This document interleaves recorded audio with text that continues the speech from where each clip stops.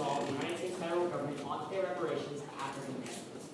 Reparations are defined by the International Center for Transitional Justice from past examples to include social programs, cash payments, and symbolic measures. Observation 1. OSU professors Kaplan and Ball write that most of the debate over reparations is focused too far in the past, and because housing discrimination in the late 20th century is more recent and more directly connected to African American poverty today, it should be central to our discussion. We contend that racist housing policy has devastated African Americans. Redlining, orchestrated by the Federal Housing Administration, is a practice invented in certain neighborhoods for African American housing. Economist Richard Rothstein writes that redlining was purposeful action from the United States federal government that employed explicitly racist laws, policies, and regulations to ensure that Black Americans would live impoverished and separately from whites. Even though redlining ended in 1968, Rothstein writes that a lack of mobility means our communities are just as segregated today as they were 50 years ago.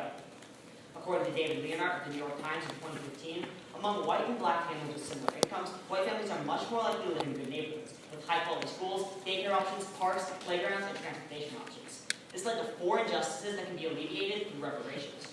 First, a wealth gap. Journalist David David writes in Salon last year that the most direct way for the American middle class to acquire wealth in the post-war era has been through their homes. But since the FHA forced African Americans to turn to illegitimate contract sellers who did not allow them to build home equity, they were simply cut off from that opportunity, broadening a racial wealth gap that exists to this day.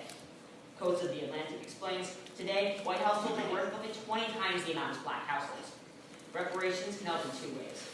First, Professor Ajelia Ayatollah suggests giving grants for down payments on homes, which would give African Americans increased access to home ownership. And second, Jamel Bowie of Slate advocates for federally managed investment account with modest growth rates and baby bonds that can help ameliorate wealth inequality for future generations. The second injustice, educational inequality. According to Rothstein, segregated housing also led to segregated and unequal education. David Williams writes that a student in an intensely segregated African American school is 14 times more likely to be in a high poverty situation than a student in a predominantly white school. This led to a significant racial gap in educational achievement, as reported by the National Assessment of Educational Progress. Harvard legal scholar Charles Ogletree writes that a reparations scheme would necessarily include improving the quality of Black schools. Reparations can increase funding to red schools, which Professor John McKenzie finds increases students' test scores. Economist Roland Fryer finds that when you control for education through test scores, 70% of the Black-white income gap disappears. The third injustice is health inequality. African Americans have been disproportionately affected by environmental degradation because regulations have been less strictly enforced in these urban areas. A 2002 EPA study found that 71% of African Americans live in counties that violate federal air pollution standards, compared to just 58% of the white population. This creates a public health risk. Professors William and Walt estimate that conditions linked to race were responsible for the premature deaths of more than 1 million African Americans in the past 2 decades. Professor Randall offers 2 solutions for reparations. First, the removal of toxic dumps from landfills in African American communities. And second, the construction of hospitals and health clinics in red-line communities. He finds that historically the chance of a hospital closing is correlated with the percentage of Blacks in the area, so these areas are severely underserved when it comes to health facilities. The fourth injustice is mass incarceration. Sociologist Louis Whitman writes that the creation of the Black Ghetto is linked to mass incarceration because it enabled the government to target Black communities in drug crackdowns. Professor Michelle Alexander writes that today, in many states, up to 90% of those in prison for drug offenses are Black. She continues that the prison system is used to label people of color as criminals, and they effectively continue their enslavement by forcing them to work in prisons without pay. According to Samantha Diaz of Seton Hall University, reparations can help with the expansion of rehab programs targeted at Blacks. She references the empirical success of programs in New York, which led to an 87% lower chance of returning to prison and costs about half as much as holding prisoners. We affirm.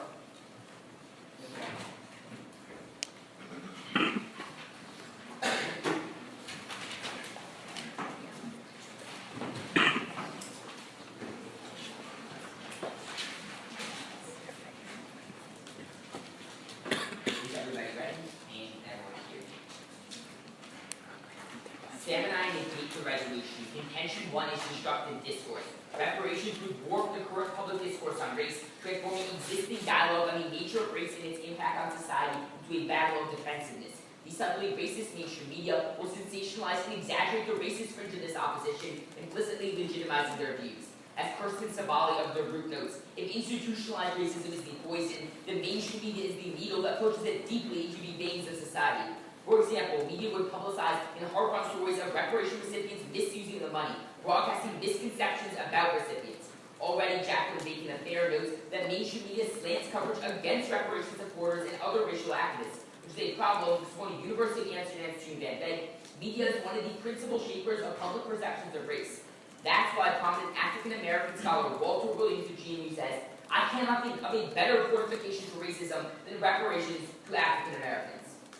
Intention 2 is that reparations are a death knell for reform. Passing reparations trades off with substantive reform for 3 reasons. First is by breeding complacency. Cato's Jonathan Blanks writes, reparative payments would effectively signal that the debt America owed to its black citizens would have been paid, and any further complaints or needs of assistance be met with contempt and rejected. An example would be reparations for Native Americans. Since their passage, we have seen no meaningful progress or attention directed towards them. Second is by racializing the welfare state. Wake Forest professor Hannah Brown explains, the most powerful determinant of one's support for social programs is how closely one associates the programs with race. That is to say, the more a person views, incorrectly or not, a social program as a racial handout, the less likely one is to support it. That's very problematic for the reparations movement, which unabashedly rebrands otherwise race-neutral programs as racial payback. This dooms support for public policy programs writ large, as welfare politics becomes steeped in toxic racial politics. Brown finds in an award-winning study, this rebranding constrains the efforts of anti-poverty advocates to lobby for reform and limit the formation of effective broad-based coalitions. Even worse, she finds, these racial conceptions of welfare institutionalize racism in the government, as politicians can build racialized understandings of poverty to pass punitive measures that disproportionately harm African Americans. Overall, Noah Millman writes in the New York Times, rather than foster reconciliation, reparations will merely stiffen opposition to other programs designed to address disparities. An underappreciated way reparations interact with the social safety net is through cut-go procedures, which, by House rules, require that every dollar increase in direct discretionary spending, like reparations, must be offset by a dollar cut in another direct program, such as welfare, food stamps, and the like. Spending a major amount of reparations, therefore, would decimate the social safety net. This is problematic because A, it makes people associate racial justice with massive safety net cuts, and B, it would increase the number of people in poverty, which is going to raise cohort progress, direct discretionary spending lifts tens of millions of Americans out of poverty each and every year. The third is by squandering political capital. Right now, the prospects for reparations passage is functionally zero. So as Lee Hughes Glenn Lowry writes, if reparations could even remotely be considered plausible, it would require proponents to invest all of their political capital and make innumerable compromises. The Atlantic Statement Fund corroborates this, writing, nothing would blow apart Obama's progressive coalition faster than reparations, making reforms to ameliorate necessary current problems, hyper-incarceration, ghettoization, abuse of policing, and racial income disparities near impossible. As Blank summarizes, simply put, the political movement necessary to make reparative payments would be far better spent on other reforms with far greater impact.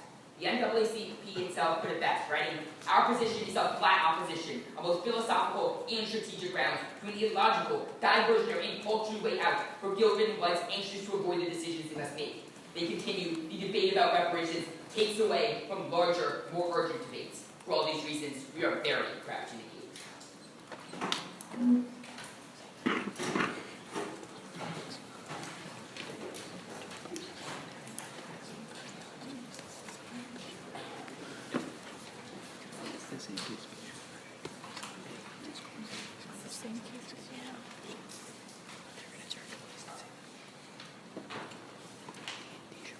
Tell me how much welfare has been cut in the last 2 decades? A lot. For example, temporary assistance for needy families is a fraction of what the ASFP was. It's been cut in half. Why? Sure. Because of racialized understandings of, for example, what Brown says, isn't the difference when they did the welfare reform between Alabama and Georgia. The reason why Alabama was much more lenient than Georgia is they didn't have the racialized understandings of what existed in Georgia. So, right now, is the Republican Party trying to cut welfare? They are trying, but they are, yeah. Why would you think that they would start succeeding as soon as reparations? 2 reasons. One is from cut-code procedures, which requires that every dollar increase in direct discretionary spending is matched by a dollar decrease in other direct discretionary programs. Given as you say, they want to cut welfare, where they're going to cut is probably from welfare. But also, just as a quick note, when we talk about the cuts, it's not just welfare as like temporary assistance for needy families, it's also other programs like food stamps and the like. But can I ask you a question?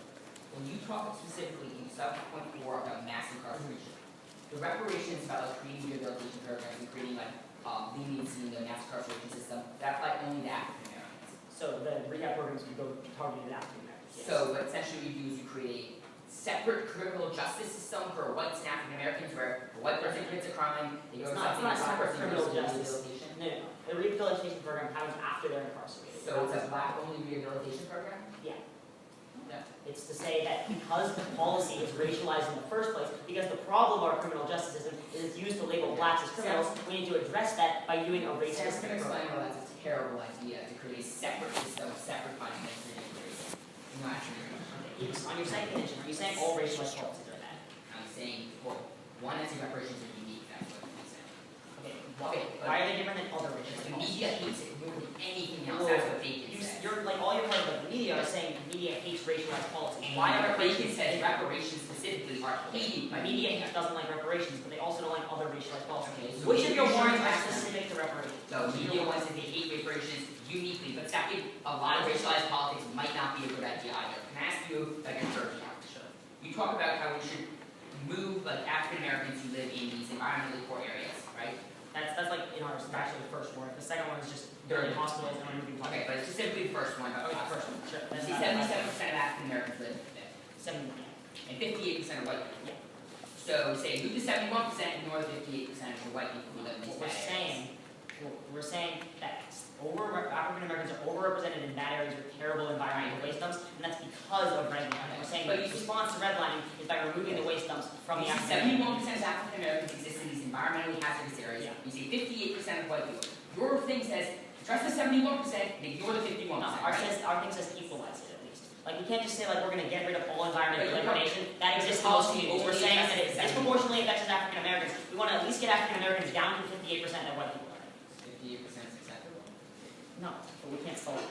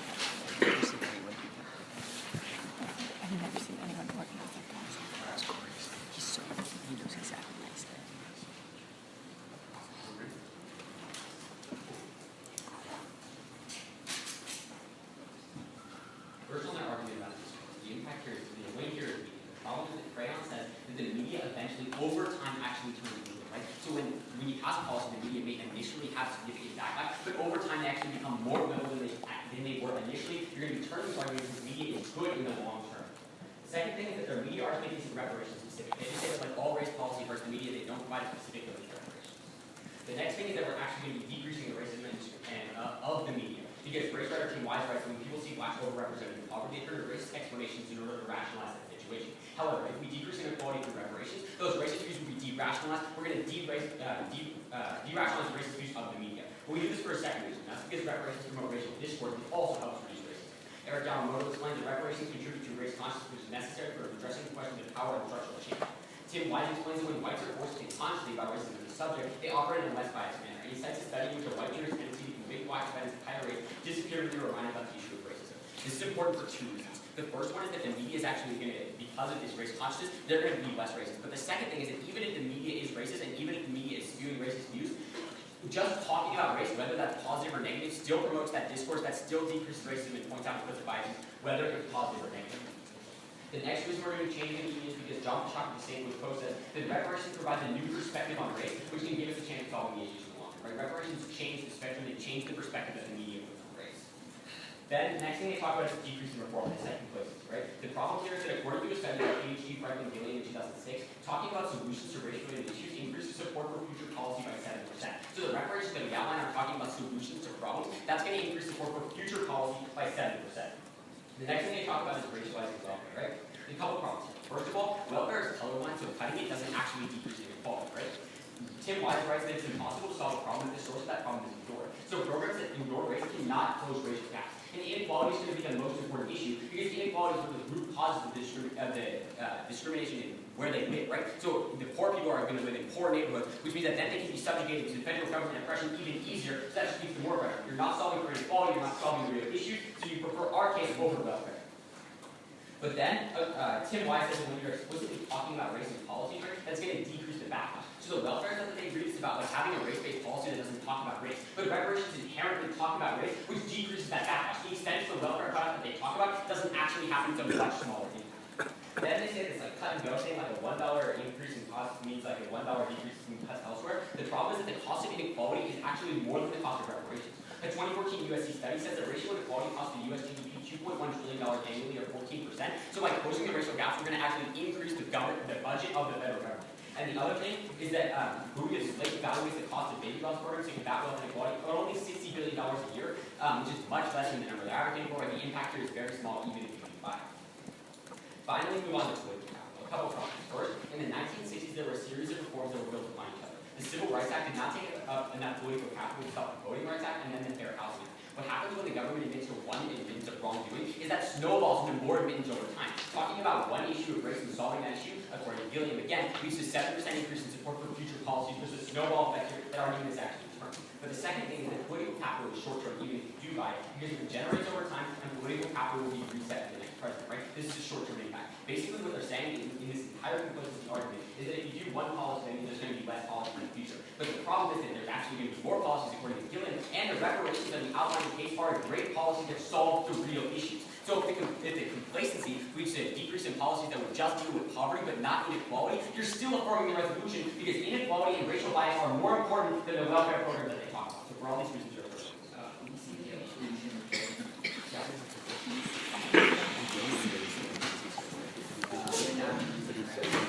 Unless the narrative history and the history but because of these places, they've done that. No, the Billings and Brooklyn has that.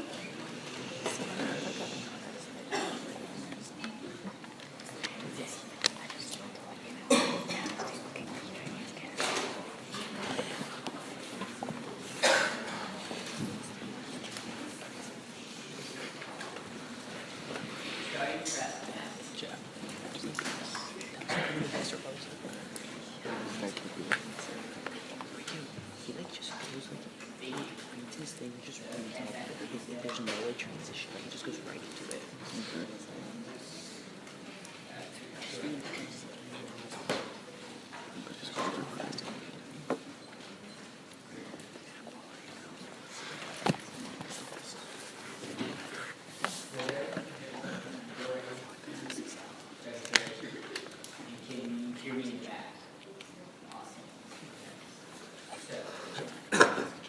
Before I get to the specifics of my opponent's case, there's one overall key problem that we need to keep in mind, which is that they're assuming that if we were to implement reparations, it would come in this magical, perfect form that my opponents delineate. The problem is that according to Harvard's Derek Bell, the passage of reparations through Congress will only occur if it gets the backing of the elites. And the elites will only support this policy we explained in case if they feel that they can wash their hands of this problem after it occurs. That has two implications. One is it means that we're not going to be seeking the reparations in the form my opponents delineate. It's not going to be coming in this perfect form. And And second, it shows that complacency is a necessary precondition to the passage of reparations. Now let's go into their observation and their definitions. They say, first they give you this definition saying reparations include social programs and basically every single thing under the sun. The problem with this is that it is way too broad a definition. Under that definition, anything is reparations as long as it's passed by Congress. Under that definition, the resolution is just going to be the U.S. federal government to do something to help African Americans. If that was true, we would affirm every time. But it's specific about reparations, positive explains, it needs to be two conditions. One, it needs to be based on historical injustice, and second, it needs to be racially specific. That's going to be really problematic for an opponent when I get down to the specifics. Then they give you this observation from Kaplan saying that we focus too far on the past and reparations, and you still see these problems persist today. Two things. One is the fact that keep in mind reparations still need to be based on historical justice, otherwise it's not a reparation. And second, their own author, Gilliam, basically says that when you base these discussions on past racism, that's actually a non-starter for any discussion. That's going to be a crucial point when they talk a lot about in the rebuttal the fact that discussion is really important to shaping people's viewpoints. Now to the first contention. Before I get to the specifics, keep in mind, Will and I are not going to be denying that redlining was a bad thing. That's just a historical truth. We're not denying it. But what we're, the thesis of Will and my case and a rebuttal is basically this idea that reparations are going to make these problems worse. Now to the first subpoint, which talks about the wealth gap. First off, notice that while they give you a list of things that they say could happen, never do they actually prove to you that those would actually work. Don't let them bring up these numbers later in the speech. They don't prove to you that these measures work. But second, you notice that their own author, Bowie, who they cite there, actually admits 2 sentences after the part they say that these policies would actually be struck down by the courts. That's just another independent reason to negate because their argument just simply isn't constitutional. But even if you go into the specifics of what they're telling you, they give you things like the payments, right? The down payments on houses. But that doesn't actually help people because one, the poor aren't going to be trying to buy houses to begin with, and second, even if you get rid of the down payment, even if you don't have high enough income, you're not going to be able to pay back the interest, which is going to get that much worse, especially when you're cutting the social safety net. Now for the second subpoint, which talks about education. First off, keep in mind that you're ultimately going to be harming education overall when you cut the social safety net. Because the main reason why people drop out of school right now is because the stress is to try to find money and find jobs for their family. When you cut the social safety net, those monetary stresses increases, which means that even if you're building better schools or whatever they're advocating for, it's not actually going to help because people are dropping out of school. But second, most importantly, when they're giving you these impacts, they're telling you that increase in funding is going to occur when you have reparations. The problem with this is that increasing funding doesn't actually improve outcomes. There are studies for entirely correlation. The type of school that has increased funding typically is the school where the parents are really involved, and that's why they typically have higher scores. That's why the institution explains that actually when you control for that, increasing funding for schools doesn't actually help the student outcomes. Now to the next thing, which they talk about health. First off, keep in mind when they talk about toxic waste zones, that's confronting a current problem. But most importantly, I would say it doesn't matter if you're Hispanic, Asian, white, or black. If there's a toxic waste dump that you're living on, that should be removed regardless. Remember that it actually has to be racially specific. Now, again, that's also the problem when they're advocating for hospitals. You're not going to be able to have a hospital that's racially specific. That doesn't make sense. But then they talk about mass incarceration. Remember a couple things. First off is that mass incarceration is a current problem, so it's not going to be a reparation. But most importantly, we're showing you that there actually is movement to try to end mass incarceration right now. That's really important because that gets for real to reparations. But most importantly, when they themselves are saying these are black-only rehab programs, that's not necessarily going to be incredibly collective and drive down support for rehab programs across the board. But here's the most important problem. If they're telling you mass incarceration is a problem, yet also saying rehab happens after you're incarcerated, that doesn't solve the problem at all, and that's what you should negate. Thank you.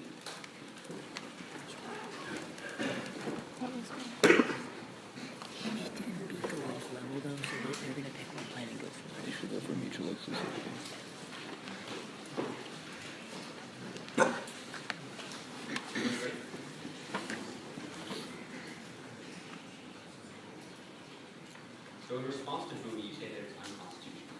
This is strict scrutiny, correct? Whatever argument you're going off, so it's strict scrutiny. How often does the Supreme Court rely on strict scrutiny when dealing with legislative issues? I don't know the exact percentage. I haven't read the Supreme Court docket that recently. The answer is as of lately, not very often at all. They tend to defer to the legislative branch, people making that legislation instead of looking at. Here's the reason why. Okay, and that is two points.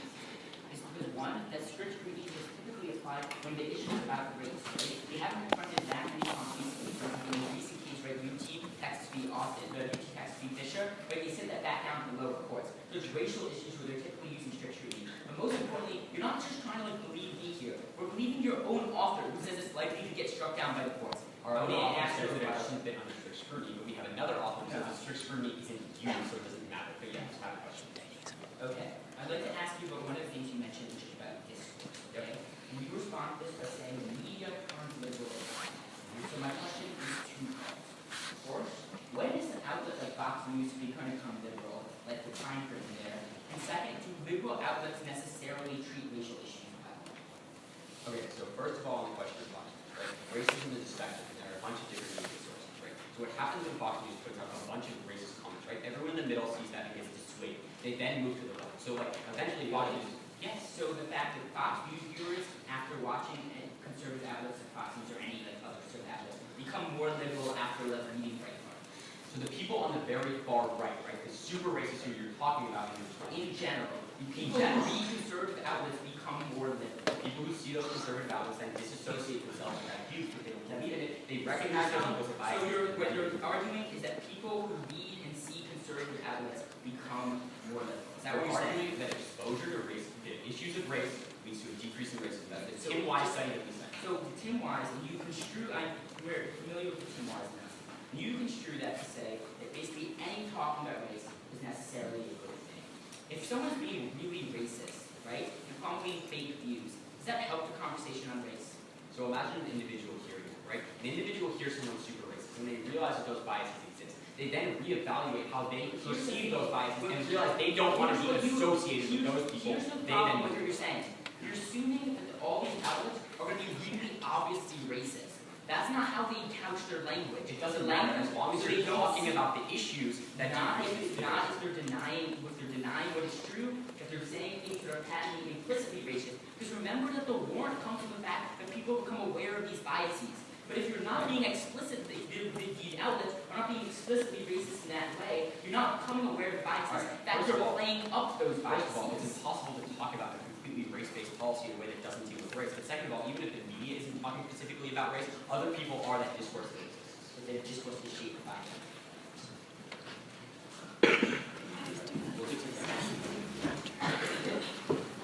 Yeah, it's like, yeah.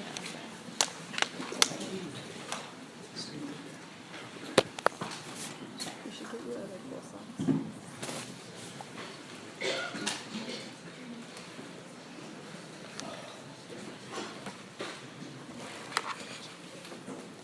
Yo, Jeff. Alright. 16 seconds. Have you been doing this? I'm sorry. I'm sorry. Have you been doing this? Alright. First overview. Remember what Jay tells you from about inequality is the most important. Addressing racial gaps is the most important. This is for two reasons. First, you have to justify racism according to Tim Wise. We see black people overrepresented in poverty. It justifies racist views. It justifies the stuff the media is talking about. That's one reason. The second reason is that gaps enable discrimination, right? The fact that we have racist gaps enables the government to crack down on black communities, enables the government to give black communities worse health outcomes because of geographical discrimination. There's two reasons you're voting for, and the first one up. All they say to this is that it's not race specific, it's not reparations. Reparations are going to overview just to be racially targeted. And what we're saying is that we're going to target black communities who have these worse health outcomes because of direct United States federal government action from the redlining, which segregated the two communities. Remember what Rossi said. They said this created segregated communities. And the black communities have worse outcomes. They say that white communities also have bad environmental degradation. The problem is we're never going to solve for environmental degradation in general. We just got to equalize the playing field because addressing inequality is the most important. We do this through removing toxic waste dumps and building hospitals so black people have access to health care. 1 million black people have died because of this problem. That's the biggest impact on around lives of free workers than anything else. The second reason you're voting for is on stepping stone. And we access this through discourse, right? We see that simply talking about race leads us to be less racist. And Tim Wise quantifies that empirically, when you talk about race in the jury system, it leads to 30% less of a racist bias. This matters more than the media argument for two reasons. First, the media becomes less racist and we talk more about race in general. Like the people in the media become less racist themselves. But second, whether or not racial discourse is positive or negative, if we have people who are on the fence about racism and they see Fox News being super racist, then it's going to push them more towards the left. And Crayon says it's happened empirically with the gay rights movement, where people saw negative views of gay people, it pushed the media towards the left. All in all, the media became less racist, and society became more accepting of gay people. Empirically, this happened. And they're also going to talk about complacency in the next round. Don't let them come up and say complacency, because the Gillian card says that leads to a 7% increase in policy reform. They say that the Gillian card says that it doesn't address it, we'll talk about race, but the Gillian card says is if we present people with racial solutions, they're 7% more likely to support racial reform. And we present them with multiple solutions, all of which will increase policy reform in the long term. We'll be taking some brief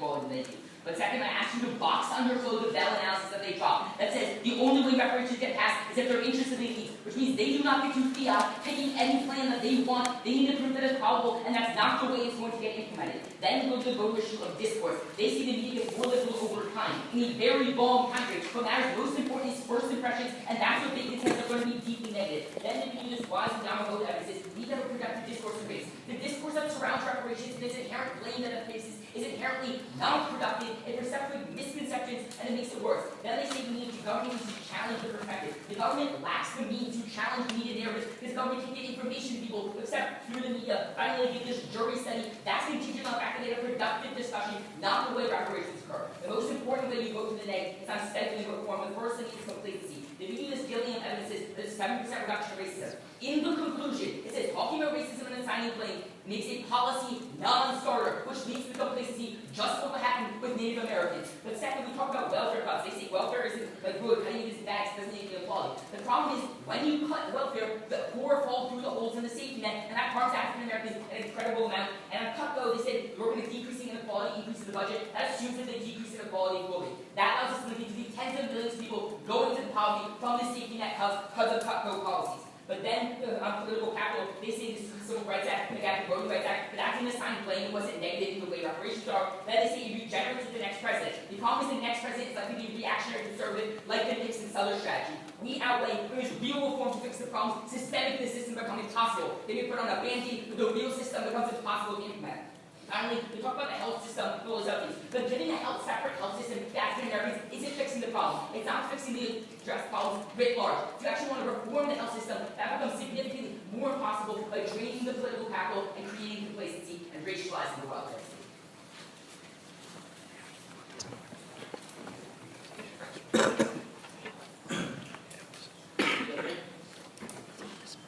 Yeah, just super kind of far away. Should be standard.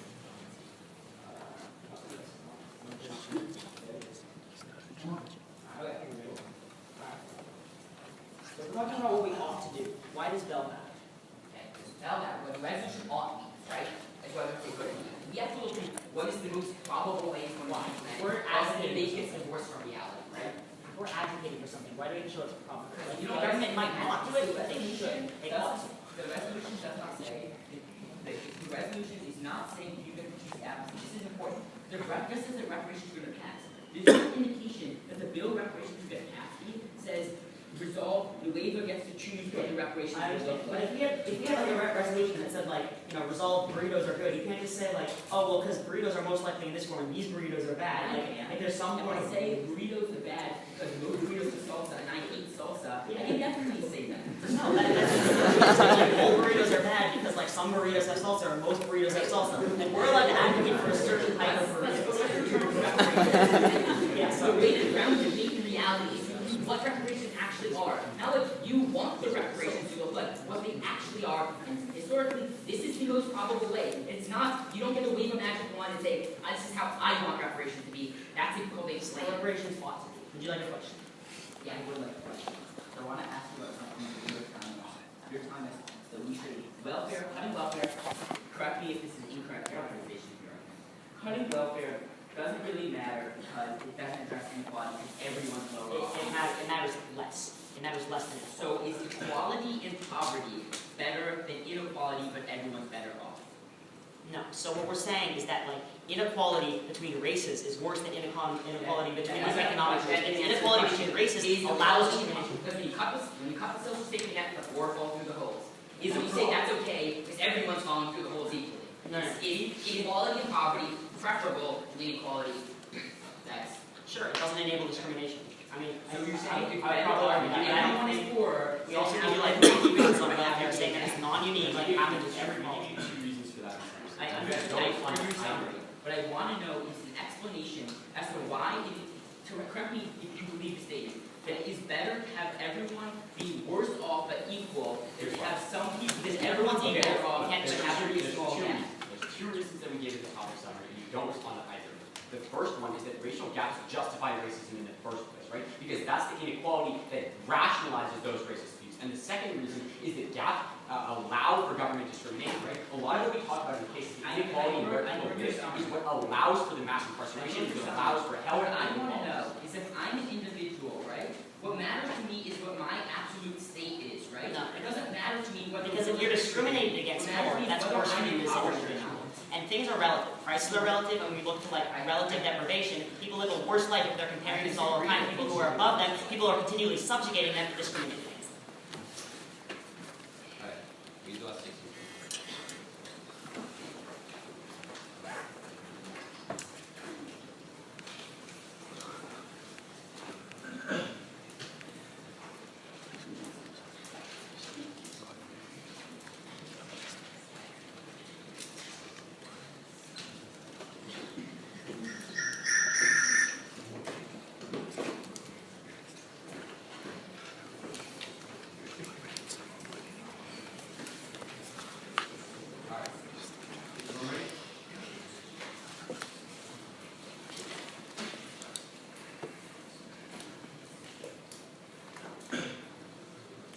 First on discourse. They're going to come up here in their final vote and say that the discourse is wrong. The problem is that whether the discourse is negative or positive, it's still discourse, it still leads to the outcome for the final. And the reason for this is the White study.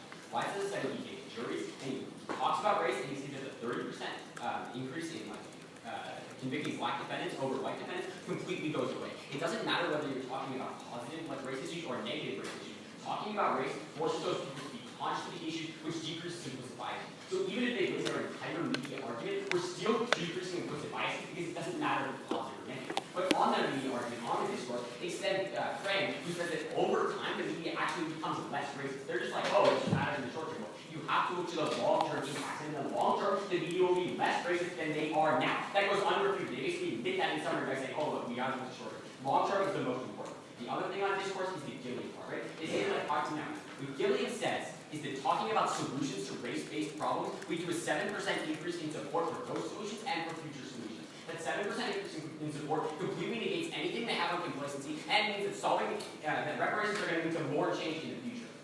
Another reason you're going to be affirming the resolution is on health, right? Inequality is going to be the most important issue for the two reasons that Matt's giving you. Those gaps in inequality justify the racism in the first place, because Tim Wise and we read in rebuttal that gets dropped, right? Decreasing inequality de-rationalizes those racist views. And the second thing is that gaps enable discrimination, right? Right now we have African Americans living in different neighborhoods than white people. That inequality is the reason that discrimination such as health and mass incarceration exists. So if we decrease that inequality, that's a huge impact in the round and a huge reason you're affirming the resolution.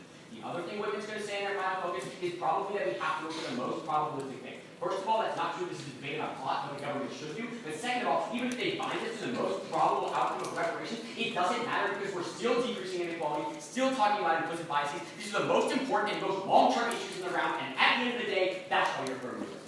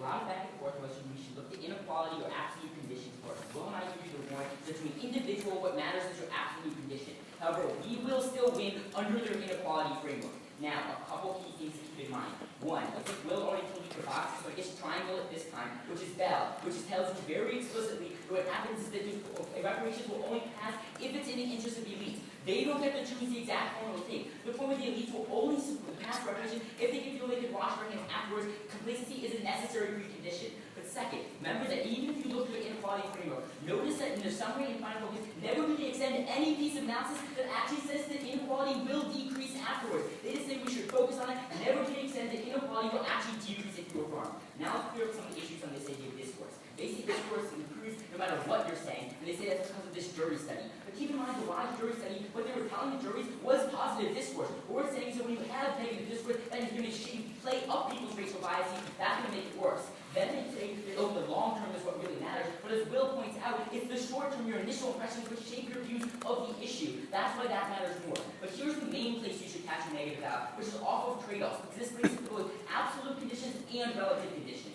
But we can do three links in. One is this idea that people can feel they can wash their hands after of all these problems after we pass reparations, which was specifically because that's the only way elites support it. Second is this idea that we're going to be racializing the social safety net as you create these associations between race in people in social safety in people's minds. And third is the idea that you're wasting political capital. They try to extend this idea from Gilliam, and we go back and forth to what Gilliam actually says. But let's look to what reparations specifically do, because that's just general. Reparations specifically and uniquely, what they do is they racialize the welfare state by creating these associations. But here's the most important how you outweigh all their analysis. One, that's the idea of absolute conditions to the point where tens of millions of people depend on social safety net. Absolute conditions are made worse off because of reparations. But second, because the African American community, as it's themselves document, are in a more precarious position right now, you cut social safety net, inequality gets worse as well. Whether you look at absolute conditions or inequality, it's very clear that you should negate it. Thank you.